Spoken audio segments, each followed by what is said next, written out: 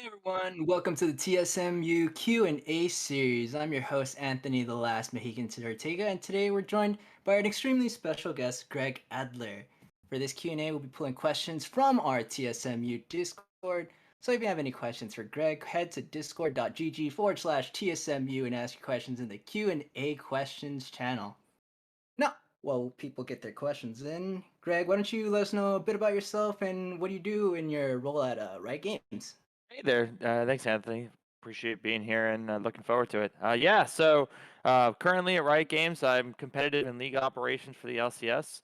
Mainly what that entails is handling all the back scene stuff for the LCS. So managing, how teams operate with us, looking at the rules, managing those, managing day to day, kind of how the league operates and how it gets kind of through the season.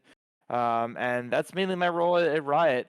Mainly applies to LCS, but just got back from MSI, so have the opportunity to go to some international events as well. Cool, how was MSI? It was awesome. My first time ever in Korea, so definitely an awesome experience in that alone. But I learned a lot. This is my first international event ever, so I kind of got a lay of the land and how events operate. It was a good time. Awesome, awesome. Envious gets to go to Korea and MSI. It's definitely lucky. All right. So let's get started with our questions here. Our first question, you kind of answered this a little bit already, but just gonna go ahead and ask, what's your background in?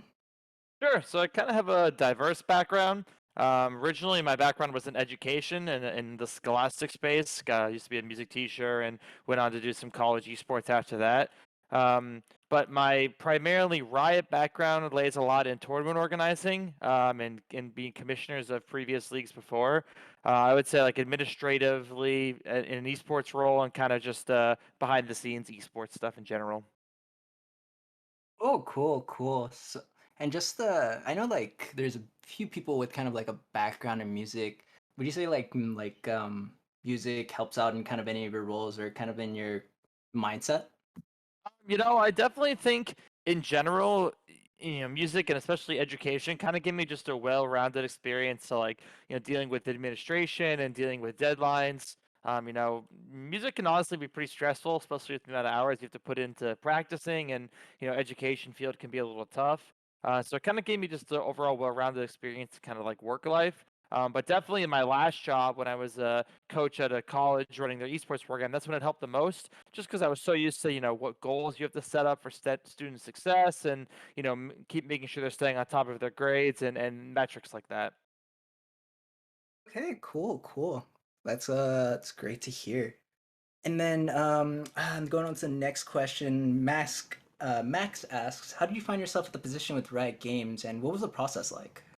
Sure. So, like I said, I definitely have a pretty diverse background in what I've done. I've gone from teaching into esports. I would say the biggest thing for me is I've always known I've really wanted to try to go to Riot. It's been, the company that's released some of my favorite games. Obviously starting with League, but Valorant as well. It's also the leader in esports. There's no other company in the world that does what they do like Riot on such a national level, on a global level, I should say. So I think that was always a big thing for me. And so all along, I was always looking for that opportunity that I thought, brought all of my skills together.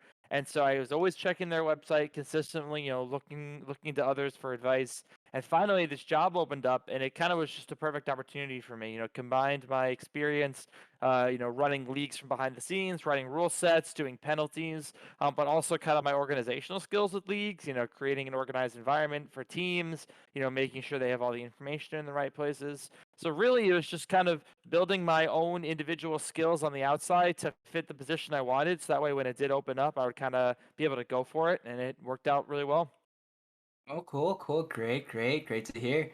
And then just kind of get a little bit more in depth and just um, for people a little bit more interested, did you just see the position and just, kind of just deep dived into it, went through the process, or did you do any kind of like a little bit of like background work, maybe a little bit of networking, ask someone who might be connected to the position or ask someone who might be like, in a similar position?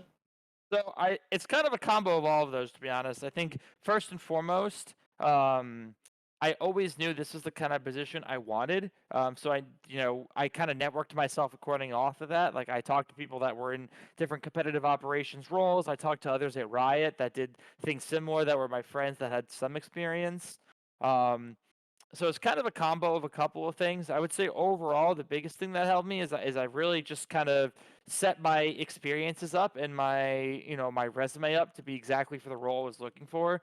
It really was the perfect opportunity for me to kind of combine the different passions I had. And so I kind of just made my resume as specific to that as I possibly could and just really went for it. Gotcha, gotcha. Biggest takeaway, just make sure you're making yourself look like you're perfect for the position, making yourself look like, or at least your experiences, tailoring what experiences are applicable. Yeah, exactly. And then I think, that's the thing about Riot as well is it's like, obviously so many people, want to work there because it's, like I said, like such a leader in esports and just a really fun place to be able to work. But I think in general, it's important to know exactly what the kind of position you are looking for and, as applicable to Riot as it can. So when it does open up, even if it's not open up right now, you can be like, hey, I've literally been, building myself for this position. Here's my experience and here's how I'm ready to go. So if you're trying to like land a position in lore building or something like that, don't put down something about economics or anything like that, right? Yeah, I would say just like try to actively get yourself more experience, like in whatever it is you want to do. Like as example, like for tournament organizing, there's an entire amateur ecosystem just waiting for really strong people to be a part of it, and that's the kind of stuff that goes a long way. It shows that you took the initiative to like explore the things you are really passionate about, and kind of create that environment for success. Absolutely. All right. Awesome advice. Awesome advice. Thanks for the insight, Greg. Of course. Okay. Let's move on to the next question for question number three. How do you translate your background into a job at Riot Games? Kind of already touched upon this, but let's go a little bit deeper into it. Sure. Yeah. I think a big thing is that I really just, especially from like a league operations and a competitive operations side, the biggest thing I did was just research any other league that I possibly can. Find out information about like existing amateur leagues or other existing pro leagues and other existing games, and find out exactly how they operate. What they do well, what they want to improve on. And in that way, when I came into this interview and I knew that a position like this was going to open up, like I could be super super detailed. I can give specific examples, I can give relative experience, I can talk about individuals that I've talked to that have more experience than I did. So I really treated it as just the absolute highest level of interview that I possibly could. So I came in having super prepared, documents with examples, knowing the rules by heart as an example. So I think it really just comes down to just completely putting yourself up for success. Taking exactly what the position's going to entail, and if you don't know any information about it, finding those that do to really help you kind of take that next step. Gotcha. Okay, absolutely. And then would you say, in terms of for your preparation, I know you said you got all these materials, you got all the examples. Did you go through it with somebody, like a friend or someone close to the position, also went through kind of like a mock interview? Here and there, I honestly, didn't do any like so to speak mock interviews, but I had a lot of friends that had like just kind of got their advice, like, hey, what kind of questions do you think they could ask? What should I maybe be prepared for? Not a set mock interview, but I definitely went through and being like, okay, what could they possibly ask? Like any extreme questions or anything that I think might be out of the blue that I should be ready for, and then I kind of just like tried to answer that for myself. Absolutely. Okay. Cool, cool. All right. Set over to the next question. Question number four. How did you get your first job in the industry? What was the experience like? And do you have any advice for others landing their first job? Yeah, so I am pretty unique because I moved from that music industry into esports into the college realm. I think first and foremost, there's no esports degree, as everybody knows. Like, there's no direct path to be able to like get right into esports. So I would say first and foremost, find the biggest thing you enjoy doing within esports. It's okay if you have like for me example, college esports was perfect because I love working with students. I love the scholastic industry. But I also had a huge passion for like video games and kind of just esports and career development within esports. But that took a lot of research for myself because I was like, okay, what can I combine my education music degree with my love of gaming and esports? So I'd say first off, take your passion that you have outside of gaming and really try to boil it down to what you can do in esports and try to build something that you're really, really looking for. And then just look every single day for jobs. Like apply to every single job you possibly can that you think sort of lines up what you're looking for. Because then even if you don't get the job, like even if you're underqualified for it, number one, you get interview experience. But number two, you never know. Because there's no like direct path to esports, like literally anybody can get essentially, an opportunity if they, kind of set themselves up for it.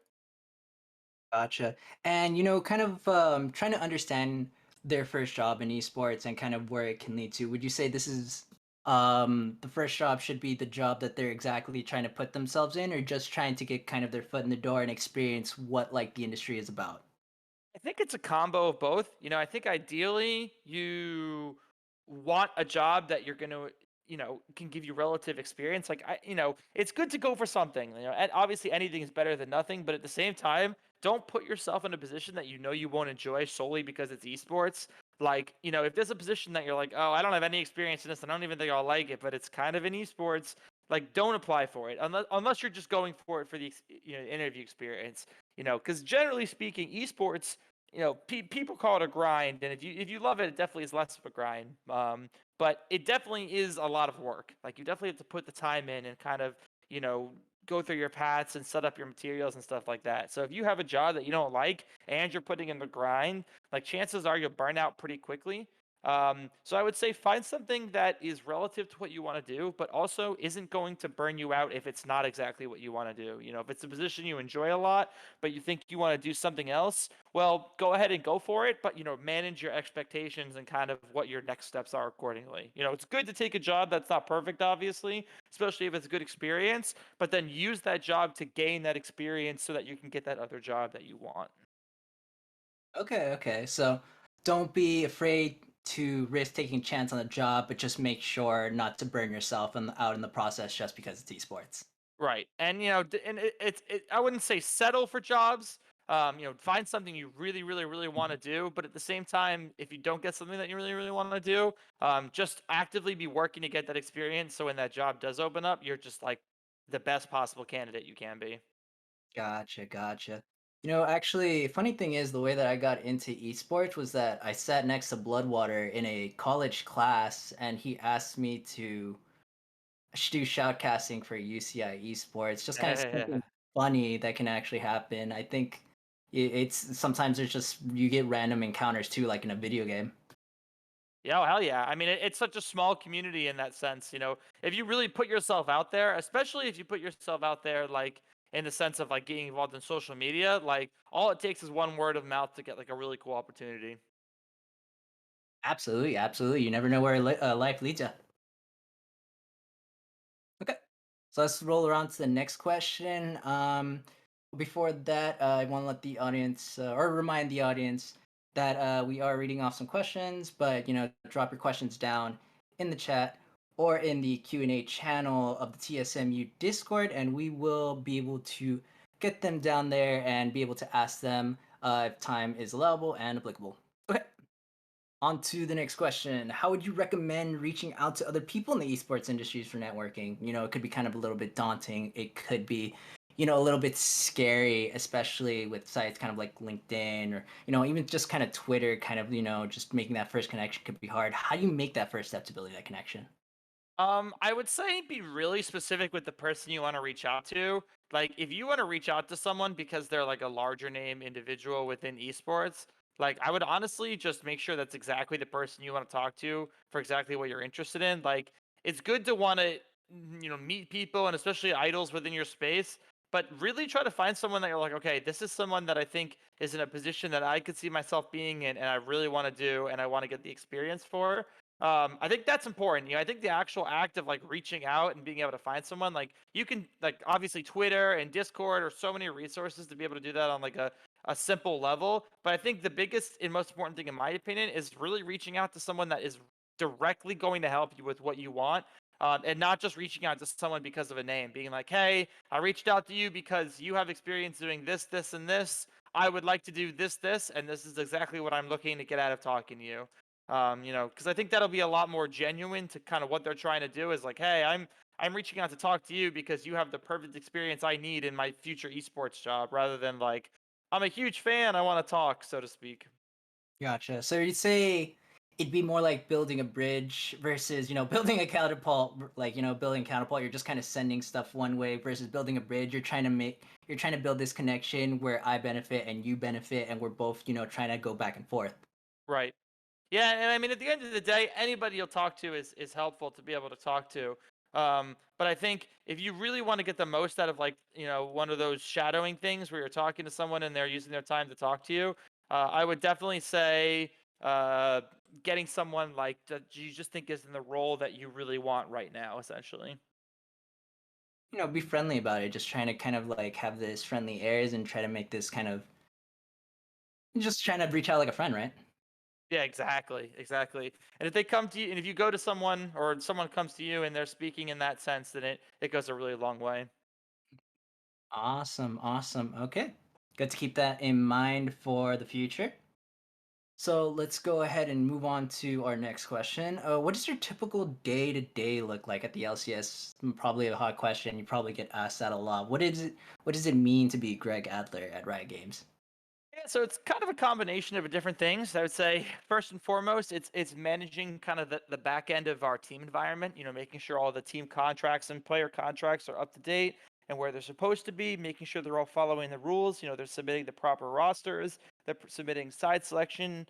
I also manage accounts for all the pros, so I manage their Riot accounts, League Unlocked, as well as any boot camp accounts when they go to other regions or kind of other players come to us. And then the other half is managing the actual like game day operations, so to speak. So we have our head referee that manages kind of the actual operations of the game. But I handle more of the back end of like any fines, any penalties that may happen, any competitive infractions. Like anytime there's a chrono break or anytime there's kind of a pause, we're the ones behind it, kind of trying to figure out what's going on. So it's kind of a bunch of different hats overall, but mainly just running and operating the league from behind the scenes to make sure it kind of operates successfully, and then also managing our game day stuff to make sure that it's up to snuff. Sounds like you have a lot of responsibilities over there. Yeah, it's a cool plethora of stuff. I'm hoping to I've also dipped a little bit into other games, so hoping to keep doing more of that because I definitely love seeing as much as I can. But definitely a good mix. Gotcha, gotcha. So very many different hats, and you got to twist them backwards like Ass Ketchum every time you got a different role to do. Yeah, it's and I like that about it. Keeps it fresh. You kind of have new things each season, new issues come up, and so you just learn a lot on the go. Oh, absolutely. Always want to have something that keeps you busy, keeps something new, keeps it fresh, keeps it exciting, that sort of deal. Okay. All right. So let's turn it a little bit human, see what's more of the the person aspect of things, especially over at Riot Games. So Carlos asks, how did the team feel about hearing fans at the LCS arena again? Going back and hearing the Thundersticks, da da da, hearing the fans just going crazy and also stamping their feet on the ground. How does it? How have you heard anything from the teams? Um, I think in general, I think it's just fucking awesome. Like everyone loves it. Everyone loves the fans being back here because I think at the end of the day, like the only reason that the LCS exists, so the only reason professional league exists is like for the fans. Like if there weren't people watching and rooting for teams and following it, like it wouldn't exist. So to be able to have any fans back in person at all is just like really memorable. I still remember, outside of the cheering alone, like tactical during playoffs when TSM was eliminated, tactical um came to the venue. Like we got him tickets and he came to the venue and he like hung out in the PC bong and he was like taking pictures of the fans and like doing interviews and stuff like that. Just talking to people while he's like in the PC cafe in the LCS arena. And so like the fans are loving it. It's a cool experience for people to meet their pros and stuff like that. So I think it's just pretty awesome no matter what to have fans back. Like it's really all about them. So it's really special. I mean, yeah, at the end of the day, what we're doing here is looking at a spectator sport, and what's the biggest word in there? I don't know, spectator, but that's what I'm just saying. But yeah, it sounds really great, and it's awesome, just being able to have a little bit of sense of normality after 2 years of the world going to in a weird place. Yeah, and I think end of the day, it is what it is. Like, COVID sucks. We all know that. I'm just glad we were able to get a place where we can safely bring fans back. Yeah, I mean, even when I was at MSI in the second venue, just to hear the Korean fans. I mean, they had what, a 3,000, 4,000 person venue. So to hear 3,000, 4,000 people freaking out for Faker when he gets announced is just like, one of something an experience I'll never forget. Absolutely. And then kind of just out of my interest, you've heard like LCS fans, Korean fans. Is there like any difference you would think on how like the roar is and stuff like that, or you think it's just all universal? We're just all going around the same. It's hard to say because I didn't get to go to spring finals for LCS. But so MSI was the first like larger scale that event that I was able to go to. So I'm not really sure. I will say Korean fans are just awesome. I mean, really, really they are. They're so respectful in the way they cheer, but they're also just so incredibly knowledgeable about the game. It's like any small, and this is not to say the other fans aren't, but just from at MSI, from the one experience that I was able to see a larger crowd. They just are so into the game, and they like all the small nuances of it and kind of all the small intricacies they're so on top of. But man, the other experience being the NALCS studio, it's like it's crazy how much hype they can bring from just like 200, 300 people. It's like I mean, you can see the teams even get nervous when they play it when they're not used to it. It's just the fans really bring the energy. Gotcha, gotcha. So, wholesale pretty much like a lot of the same, but just a little bit few differences there that makes it interesting. Yeah, I mean, at the end of the day, everyone, if you're a fan of League for the most part, you're informed enough to know kind of what is big and what isn't. And if you're not, you can kind of get soaked up in the energy of what's going on. So, yeah, just overall, everyone definitely has their home teams they root for, and it's always fun to see them support them too. Absolutely, absolutely. All right. Okay. And then let me ask some more personal stuff about yourself. What do you like most about your job and the work that you're doing? Um, I would say it's kind of a combo of two things. I think first and foremost, I love the fact that it's unique problems and kind of unique situations to solve all the time. I like that I can keep it fresh and kind of learn new problem solving and just general issues that haven't existed before. I think number two, man, everyone at Riot is just so incredibly smart. Every conversation I have, every person I meet, like I just personally gain so much from it. Like I learn so much information, and they're just so knowledgeable and have so much experience that for me, it's like the personal growth whenever I'm dealing with these people is like tremendous. So I think it's a combo of those two things. Absolutely. So you'd be saying keeping your mind and ears open on the job because you never know how you grow. Yeah, oh yeah, that's definitely it for sure. And just eh, appreciating the opportunities you get to talk to some people that have more, might have more experience than you do. Absolutely, absolutely. Okay. So I'm not asking this personally because I think my organization skills are on top, but I still want to hear about it. As I'm saying, not personally. But how do you stay organized? What organizational program, process, or tool do you use, and any advice on how to use them? Man, my advice is gonna be dogged because I like my organizational aspect is pretty much just Discord. But I would Oh, say in general, yeah, it's not effective. But I am very organized. I do take pride in that. But I think the mhm. biggest thing is I just write everything down. Like it doesn't matter if it's a small task. It doesn't matter if it's like a huge task. I just write it down, and that way I always know it's there. Honestly, I think for me organization, at least for me personally, doesn't come a lot out of the tools you use and rather your own personal work ethic and your kind of just overall sense of how you operate as a person. Like for me, Discord, although not the most optimal for sure, is simple enough but fits the need of what I need. I can pin where I need to, I can make task lists if I need to, and can kind of like go back for information and organize accordingly.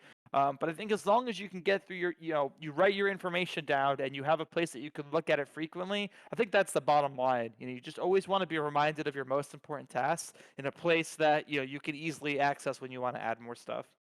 Okay, cool. So you have kind of like somewhere like a daily, weekly, or something like that, like a to-do list somewhere showing the tasks that you need to do or need to get done.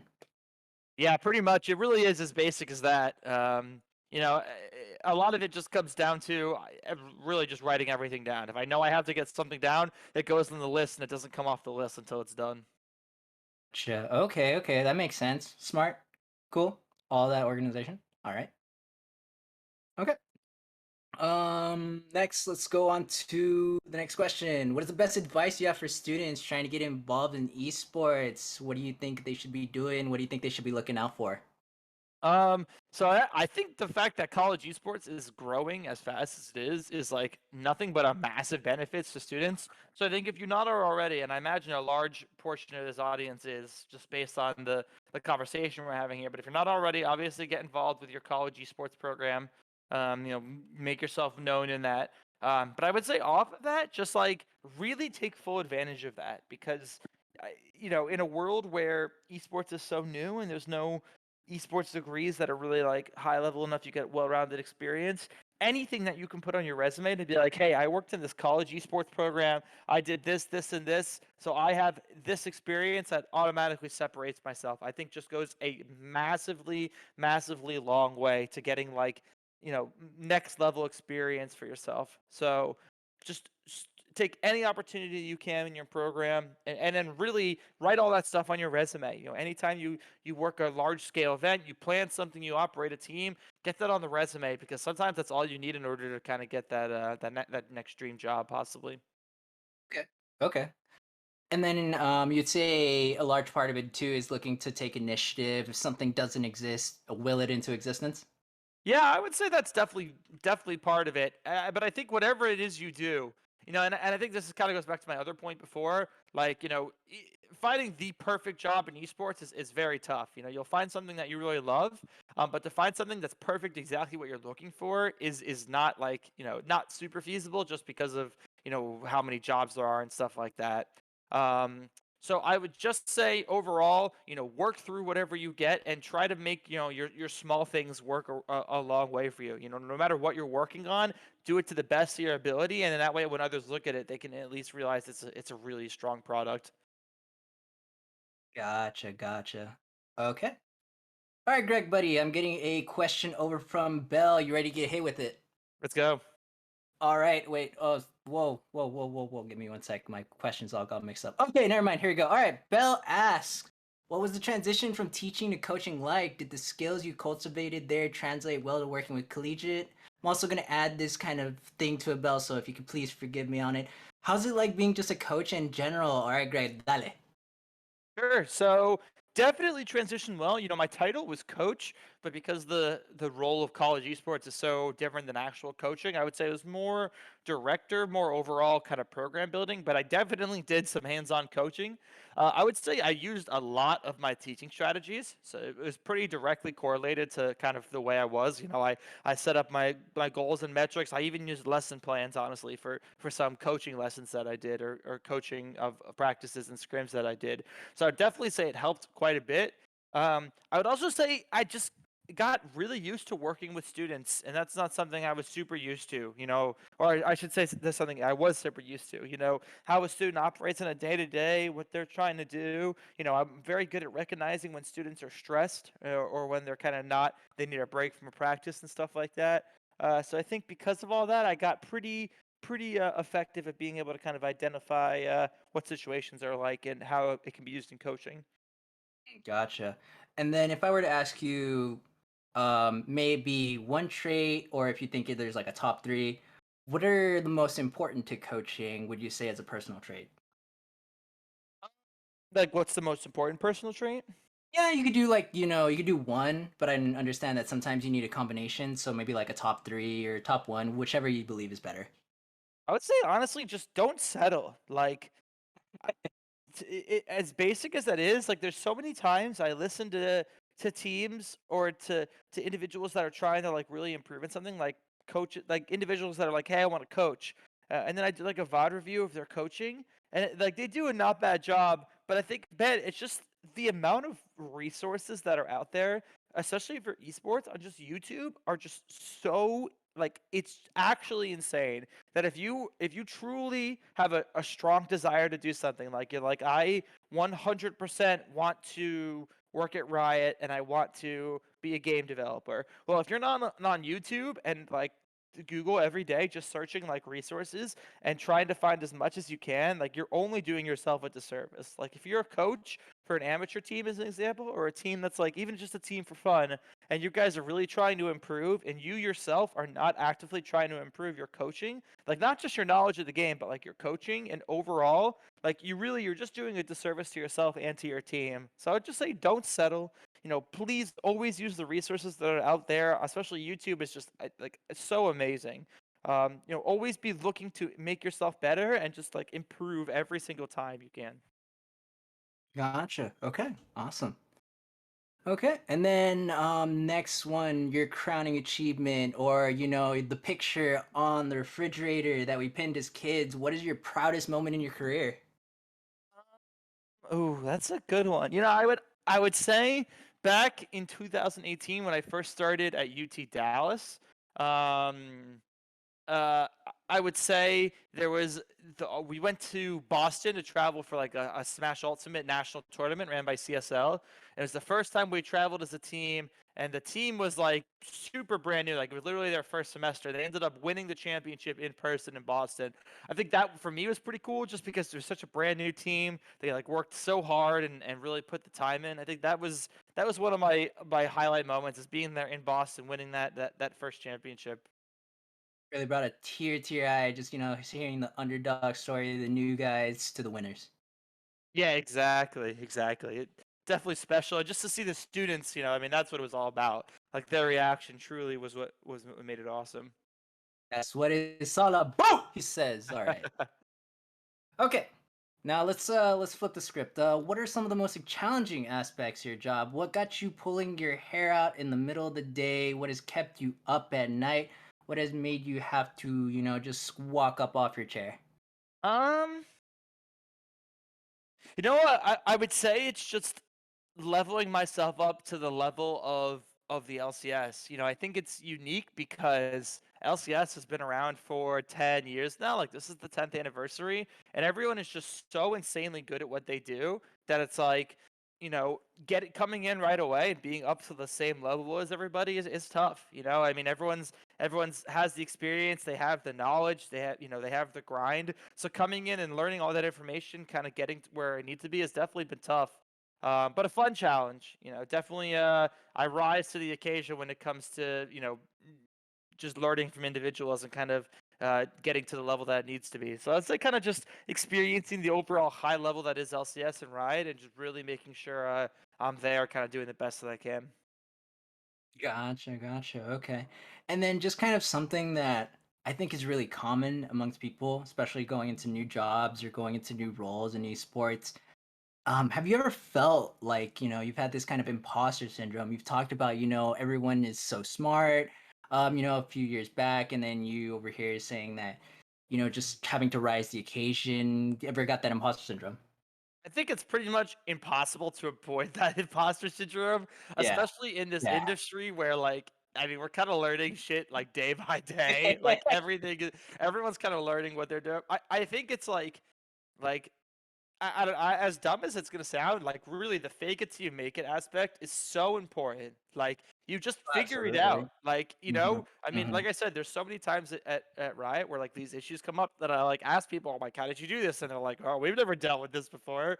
And so you're like, okay, well, you need to make a decision here. You kind of have to deal with something, or you're expected to do something. How do we do it? All right. So I don't have the knowledge or information required to do it or to make a good decision. Who do I talk to? How do I get myself more informed? What would be the best decision based on like this evidence and this information to kind of help set up. So I'd say imposter syndrome's going to happen, which is okay. It's normal, especially in an industry that's so new. But just really take advantage of it. It's a cool opportunity to learn. How do you set yourself up? I think a big thing is how do you set yourself up to succeed in situations where you don't know what the hell's going on. I think that's really important, especially if you want to take that next level. What are the things you're doing if you don't have no idea what the hell is going on, to at least have some semblance of what's going on to be able to make a decision you're expected to make. So long story short, imposter syndrome will happen, but just try to persevere and just set yourself up for as much success as you can. Gotcha, gotcha. Okay.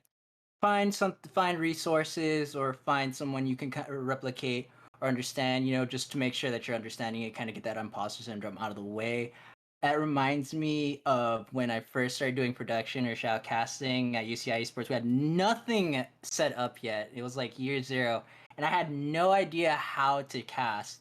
So I just put on like 5 hours of like, freaking Captain Flowers. I could swear to God, my chin started growing, and like I just had a 10 mile wide smile, and just be trying to like, be a mini Captain Flowers. I feel like a lot of production starts out that way. Yeah, it's true. It's true. It's really is a fake it till you make it. Some days you'll shit the bed. Some days it'll be rough, but you just, hey, you make the most of it. It happens. Nothing you can do about it now. Just go forward and try to set yourself up for success the next day. Absolutely. Okay. All right, so we have another question coming from Bell. And with this one asking this time around, were you involved as general education music teacher or more so teaching music on the side? So not particularly into esports, but a little bit diving into your background. So I did both. Um, I mainly did music lessons. But I taught fully. Like I was an assistant band director, but I also taught at a high school doing music teaching for band and for concert band and like general music. But when I got more into esports, that's when I took a step back from doing the full time music teacher job and did more like lessons on the side. But I've done everything. I've done choir, I've done band, I've done individual lessons in like piano, voice, brass instruments, woodwinds. I've definitely had a large repertoire of musical education experience for sure. Oh wow, so just kind of like all over the place and understanding. Man, woodwind and brass? You going across those two? Yeah, honestly, it wasn't even that bad. Like the flute is, in my opinion, the flute is the hardest instrument. God, that instrument is so damn hard. But actually, going to strings was my biggest struggle. I was horrible at string instruments for some reason, but flute was really, really tough. Yeah, you don't really kind of put your mouth on anything. You just kind of like let it just float out there and you just blow at the right angle. Yeah, exactly, exactly. All right. Tough. Tough, tough, tough. Okay. So, how do you handle stress? What's your work-life balance like? I actually think that's one of the things I enjoy the most about Riot is like they're very adamant about you like taking time off appropriately. And, like I just got back from MSI and like I had like 7 or 8 different people being like, "So you're taking a week off to like chill and relax now that you're back, right?" And I think that definitely helps. Like the culture Riot set up is really like, "Hey, you got to take time off. You have to use your time off." I would say that's first. I would say second off, honestly, I'm not the best at managing my stress. There's definitely times where I get pretty high anxiety, I get pretty high stress levels. I think the way I personally manage it is I just like, okay, I just jump into the work and put my like whole effort into it. If something needs to get done or if there's a lot of things on that are stressful that I need to deal with, like I just jump into it. I'm like, all right, it's got to get done. There's no other option. So I just go super, super hard into it, make sure that like I'm really committed to whatever I'm doing. If it's like on site, like if something bad happens on site, as an example, we had this past LCS season, we had that whole issue where IMT played CLG, I think that's who it was, and they had a bunch of lag in their match, and then EG played the match after, was going to play the match after, but we delayed their game because the lag was still there. That was like a really stressful situation, but the reality is I'm in that position and I'm like, look, like I can just calmly talk to people here, try to figure out the best solution, go things forward, and keep everyone focused. Or you can be hectic and make everyone else feel hectic. So, the reality is there's no point in stressing there. Handle it is however you can handle it, and kind of just take your next steps forward. Staying calm, cool, and collective seems to be your agenda. Yeah, exactly, exactly. Gotcha. And then from what I'm hearing, you're more of the kind of guy that doesn't leave anything off, or like you can't really deal with procrastination. You kind of just have to like, start punching at it. I do have my procrastination, but at the same time, it's like an internal thing. It feels so good to be able to just like remove it off the list. You know what I mean? Like something I'm pushing off. I'm like, you know what? And honestly, a lot of stuff in life, especially maybe a little bit less in esports, depending on what it is, but so much stuff in life can just get done in like 5 to 10 minutes if you really go super hard at it and like put your time into it. So a lot of times, like it's just do it now. Don't put it off. If you have something that you think you can do in 5 minutes, just do it right now, and then you don't have to worry about it later down the line. Okay, awesome. Very opposite to me. I procrastinate a little bit way too much. Yeah, yeah, I've been there for sure too, so I get it.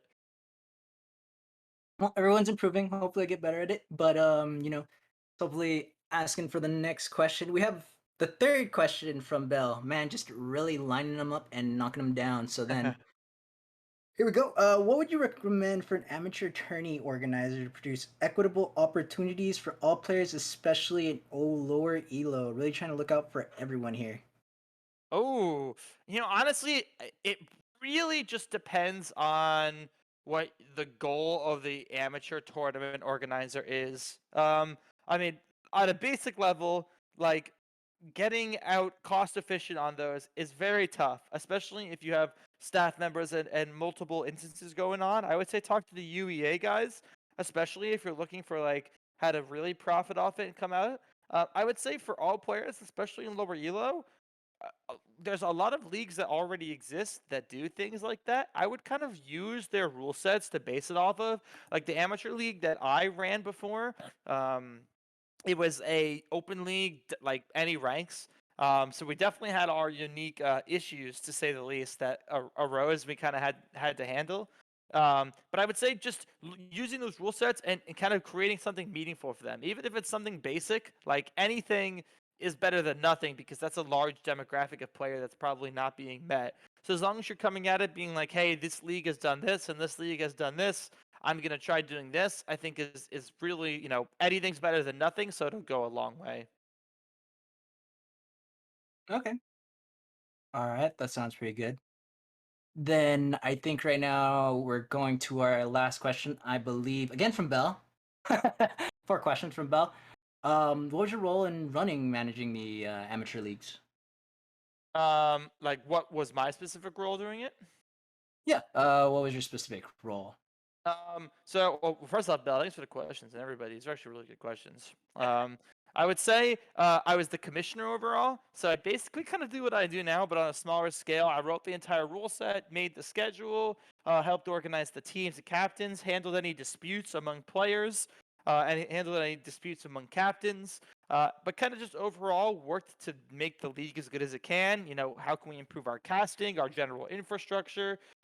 We donate money to charity. How can we improve that? So it's just a general commissioner sense of just the overall like running the league from a rule and competitive standpoint, but also making sure that it's constantly trying to improve. Okay, okay, that's pretty cool. Just trying to kind of look out for all those different things. Yeah, yes, exactly, exactly. All right, sounds cool. So then we're coming down to, well, that was our last question that we came down to, but I want to kind of open up this to you, Greg. Do you have any closing thoughts, anything you kind of want to say before we wrap it up? I would say it's very cliche to say this, but it is true. But like, man, you're gonna get rejected from so many jobs before you find one that you like. Maybe not. You could be lucky as hell and get one. But like, man, there are so many. Like, I before I worked at Riot, I interviewed for a job running esports for a very large scale game. And the person that was interviewing me literally didn't take his camera or their camera off of their head the entire time. It literally just stayed on their forehead and they never even showed me their face. They were just so disinterested in what I had to say. And like I came to that interview and that was like I legit cried. It was like the shittiest interview I've ever been in. It was so horrible. Like I clearly bombed it. Up in there. Like the person didn't give a shit about what I was saying. But it's like I asked them for advice. They gave me mediocre advice, and then I was like, okay, I need to actively try to like just do more of these things. And so like the next esports interview I did, I also didn't get, but I got better, and like I got closer along the pathway. So I think it's like just honestly keep going, like apply for as many possible jobs as you can, and just if you don't get the job, even if you got like to the final phase, you're like last of three people and you don't get the job, like yeah, it sucks, but like you have to just keep pushing forward. Don't use that as an opportunity to give the up. Use that as like, man, I was this close this time. Like that means I'll just be so like even better prepared next time. Also, coming up with something cliche to say, what you're saying is it's not about the end; it's about the journey. Exactly, I'm exactly. making You'll hand get motions to and the stuff. end if the journey is if the journey goes well. Man, that first interview really stuck with you, man. It sounded like you had some really pent up rage right there. I don't know about that. I think it's just you know, at the end of the day, good or bad interviews happen. You have to make the most of it, and just I've had many others other than that one that have gone good or bad. So it's just a matter of just keep going. Gotcha, gotcha. Okay, you all set to wrap up there, Greg? Yeah, I think that's all I have to say. Thanks to the folks for getting on me today. All the TSMU you guys, I really appreciate it, and thanks for all the questions from everybody as well. I love doing these kind of things. If anybody does have any questions or want to talk to me about anything, you can always feel free to shoot me a message here on Discord. I'm on the TSMU Discord, or you can reach me on Twitter. Always happy to help in any possible way I can. Any just general esports questions or operations questions or anything I can do. Awesome. Thanks so much, Greg. Also, thanks so much for being, so warm and inviting for, all the possible people out there who are looking just, trying to get their foot in the door, continue their career. Yeah, anybody I can help with, I'm more than willing to. Also, oh, not also. Awesome. That's what I meant to say. Awesome. Okay. That's where you heard it here, folks. Boil the crap out of him. He's right here. No, I'm just playing. Anyways, thanks everyone for coming and attending. Thanks, Greg, so much, as I said, for coming out here and answering all the questions. Don't miss our next Q&A next week on Wednesday, May 18th at 5 p.m. PST, Pacific Standard Time. Actually, no, my bad. That's something that we left. You can just come back next week. That'll be Yeah, good be enough. here next week. You didn't hear that. Just come back next week. All right. Be sure to follow the channel so you know when we're live.